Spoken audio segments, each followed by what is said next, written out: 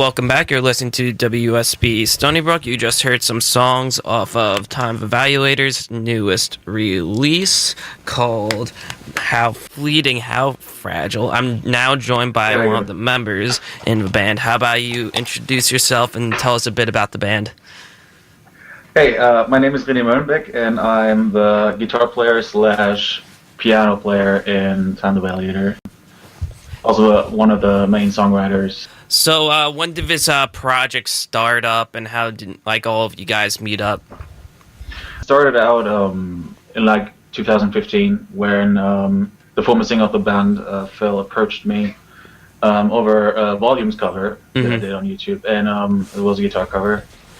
Yeah, then we started talking. Back then, he was also planning to make a project going, with Justin, our former guitar player, the one with the dreads. Yeah, then we just met up and started writing songs, and then it just happened, and we recruited more people, like we know from friends and stuff, and we started writing the first single, "Luther Reasons," and we realized, that could go somewhere, and then went on make an album and make it an actual band, and Have you done anything before this project? Me personally, or yeah, you personally. Yeah, I've been doing just sitting in my room like this and recording my ideas on my computer and upload it to SoundCloud. Later realized, okay, maybe I can use some of these, pick some riffs, and bring them into the actual band. Yeah. Also, I've been playing in a local melodic hardcore band called Estates. We're small, but it was definitely cool. It was the first time I was writing songs for a band, taking a big part in writing, and we were hitting local stages, and that was kind of my first. No, it was a band before that, but it was like. What's the area like by you? Just kind of the gist of the local scene. I would say it's pretty good, but it used to be better. we had this big alternative music scene around the 2000s. When MySpace was big, and it was like this mentality that people would be like, hey, there's a band playing in town, let's check it out. And nowadays it's way harder to get people to go to shows, especially lower local hardcore shows, alternative shows. And now I need I think now it's more important to have an online presence to drag attention. And talking about that, you guys really kind of took advantage of the online platform and just kind of the whole marketing aspect. So on your Spotify, you guys shared the stats. You had 1 million streams, 119K fans, 86,000 hours, and 65 countries. So what's it like for you to actually have all of this kind of recognition and have your music kind of spread throughout the world? It's definitely mind-blowing, to say at least. Did you kind of expect it to happen when the project started? No, we didn't. Because actually it's my first time making an album, writing a majority of music. And it just was a growing process with more and more people enjoying the music, and over the years, because there was quite a build up to the album, because we did we did 4 singles before the album. I think it was 4, and then we just gained a fan base that was really cool, and it's definitely amazing to see those stats, and we just hope we kind of with that we can use it so we can get more live experience, because majorly this band has been more of a studio thing, but we are definitely want to change that to be a more live focused thing in the future. And I'm looking forward to that, and I think that's as important to play these things live, to have online recognition. So are you guys kind of planning out the process into bringing these songs live? You guys did play some shows before, but you kind of never had the chance to fully give an audience the experience of kind of the new record per se. We definitely got an audience though. The tour was amazing. It was mostly club shows, and the shows in Sweden were absolutely amazing because they were more like festivals, especially the last show. I'm just hoping we can make it a more regular thing, so it won't be as rare. Because I love playing shows. Love playing live. I love seeing the reactions. I love seeing how people actually know the songs. This is a completely new thing. This is like, this is, for me, it's groundbreaking. Yeah. And that's like the thing that makes me more excited than the online presence. Me personally, to have like this human connection on the shows, which is really important. So, talking about shows, you guys just announced that you're playing at the Artcore Night at MTC Kulguen, is that how you say it? On March 2nd, 2019. So, what are you looking forward for that show? First of all, I'm looking forward because we played more shows outside of Germany than in our home country. Yeah, we only played like 3 shows actually, and 1 on the tour. And we couldn't get any other show done, sadly. But still, Hamburg was nice, and yeah. I mean, we played Euroblast in Cologne, was already amazing, and we want to come back to Cologne and play the MTC and see what's up. So, again, the success on YouTube, Spotify. You also had success on charts, as well as you had some stuff on Metal Injection, I believe. But again, kind of with all this success, does this kind of give you a bit more pressure, or does this give you confidence going into the future? Since we had a lineup change pretty recently, it feels like it's kind of hard to say because I mean, we're writing right now, and with a new singer being introduced, we feel like we can try new realms, experiment a little bit more, see how it goes. And actually, it's going amazing. Like we've been super productive, and with the new singer living about 4 hours away from our place, we established like an online workflow, and that's been going great so far. And so there's a bit of pressure. There's a bit. Of course, there's a bit of pressure because you don't want to change the sound too drastically, and when a band changes their sound too drastically and depart from what originally made fans like them, it can go backwards. Like with Suicide Silence, like that's like a big example. But yeah, I mean, if it's a gradual process, because we're not like this is like 100% the sound we want to represent. Which I think is kind of weird because you guys kind of like made with the first record. I'm pulling this kind of a quote from I think RMC off of YouTube. You guys shared it on your page, but he said like you guys went into this record knowing exactly what you're going to do. Yeah, but I think it's important for a musician to have a constant approach of progression. Approaching progression, because that's like the motivation behind all those bands to like keep going, keep growing. And like a lot of bands, I think a lot of musicians feel like, we like what we're doing, but maybe we can like like go further with that. So of course it's not going to be like it's not going to be like country or something because that would be totally out of the realm. Yeah. So no. But let's start talking about your guys' newest record, How Fleeting, How Fragile. It came out back in August. So how about you just go over the cover art and the title of the record and why you picked those things to kind of represent it? Okay. So the artwork is the artwork shows obviously is a rose. Yeah. And crystal rose. Yeah, and I think it represents the album title pretty well because it's actually, if you look closely, there's like red lines in there, glowing red in there, and it I think it represents life. And I think because I've more been part of the general songwriting process and not that much the artwork, but I can say a bit about it, which is that the rose represents fragility because it's crystal. So if you drop it like out of 1 meter, it will break. It will shatter. Yeah, it will break. And and we wanted to use that as a metaphor for life, basically, how fleeting and fragile it is, and it also that points to the album title, because it's all about life being fleeting and fragile, and there's like lyrical elements flow through the song. When you guys went into this record, did you was the mind process to make this kind of a full LP instead of just going for the EP route and just testing out how that goes first instead of releasing 12 songs? We wanted to do an album from the start. There was never a plan or for a demo or EP, because that was like the first.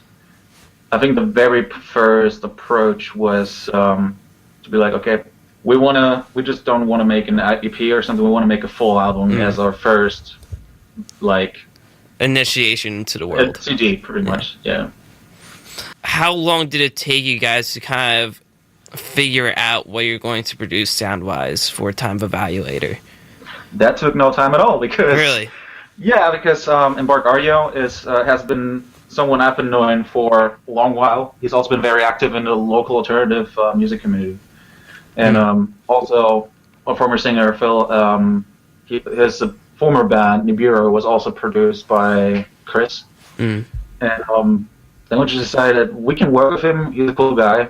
He also became a good friend of ours throughout the album recording process and the tour, because he's been with us. And it's very local too. Like, I can drive 20 minutes and I'm in the studio. So, and we also appreciate the sound, like how upfront the sound is, and we definitely wanted something like that. So what kind of makes you guys kind of stand out is that you have all these ambient elements and all these prog elements, as well as these hardcore elements. Was it difficult to thread all these different genres together? Not necessarily. Sometimes, of course, there's writing blocks, and they will keep your flow. And there was one song where I didn't know what the chorus should be for like 6 months, so I had to, put it away and dig it out later. And did that chorus just come out of the blue? Because I feel like that happens a lot. It actually has to happen that way.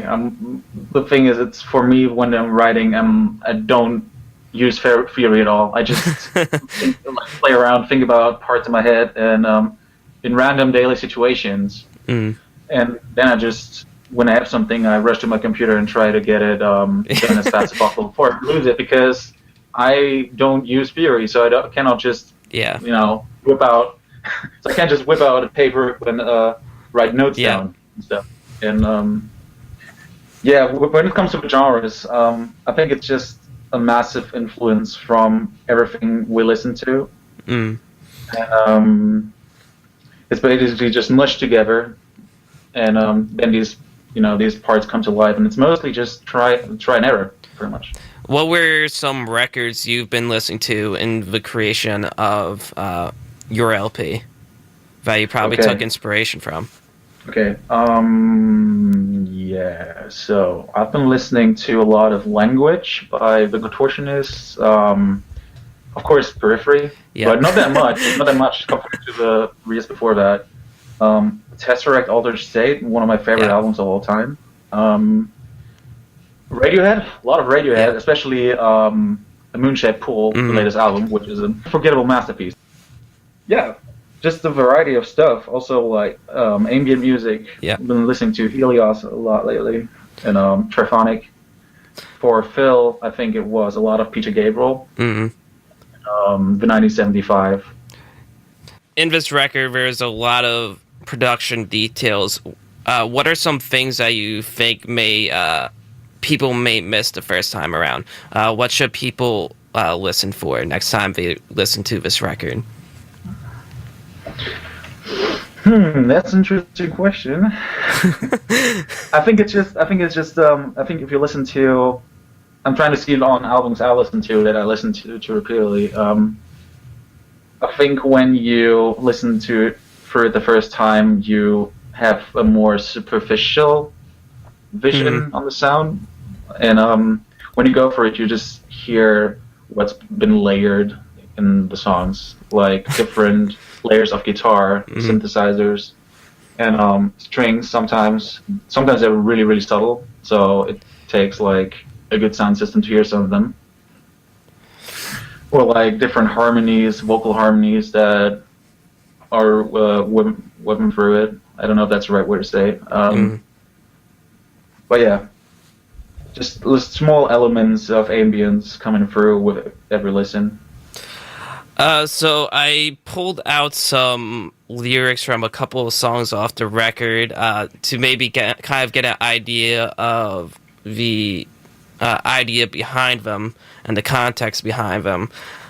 So the first song lyrics I pulled was from the song "In Control," and it goes, "See, I'm not a cold machine. There's no simple solution. To be honest, I cannot define myself."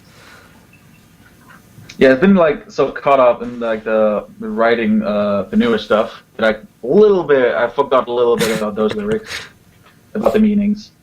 I think it's more about the protagonist being kind of lost and feeling like a machine. So it's basically this person going through their everyday life, and they're kind of missing something passionate about their life, pretty much. The protagonist is basically asking for that person to drag him out, and that's the final line of the second verse.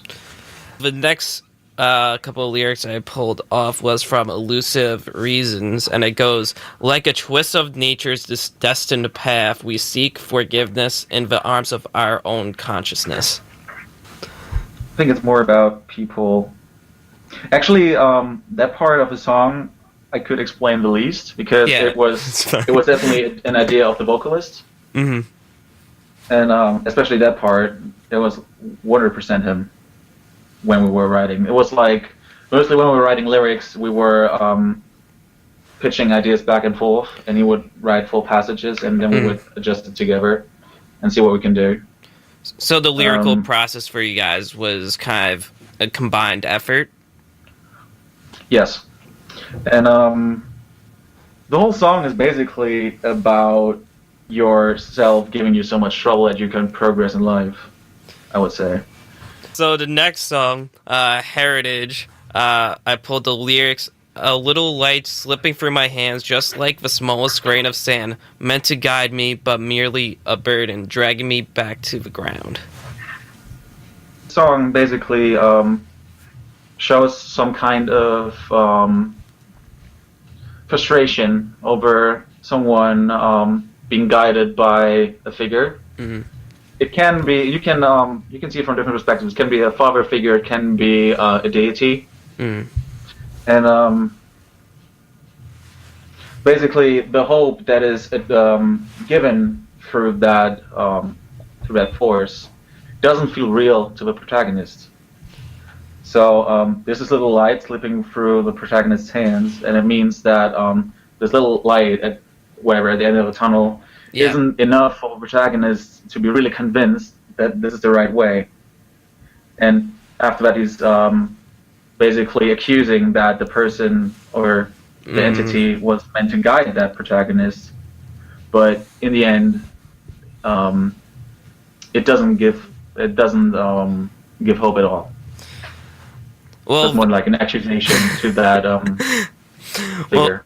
Well, thanks for kind of giving us kind of an insight on the lyrics and the album. So what are the band's goals for 2018? And once you're done answering that, how about you give the info where people can find you online and on streaming platforms? We are currently writing, as I said earlier, and we're playing Hardcore Night, as you said.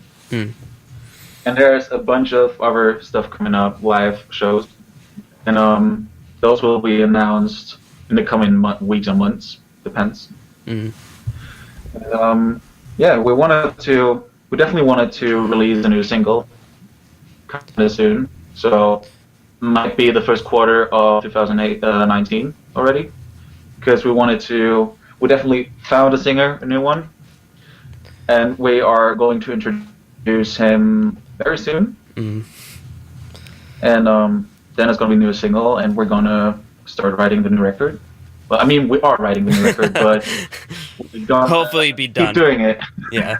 And hopefully come to a close. Hopefully be done writing in 2019, like the first self-set. The first deadline we set ourselves is this summer. Yeah. But it is with like writing. It can like take longer. It can be blocks. There can be unexpected things happening. So yeah, So again, where can people keep up to date with you? Yeah, the best way to keep up to date with the writing process is on Instagram. We mostly share updates through stories. Maybe we'll do like more full-fledged studio update videos on YouTube. Yeah, on Instagram it's just @Time the Valuator. And on Facebook it's basically facebook.com/Time the Valuator. All right, well, thank you for joining me. Good luck with writing the new record, and hopefully we can see you in the U.S. sometime soon. Oh, I hope so. That's one of my dreams, really, to make it over there. All right, have a good one. See you, man. See ya.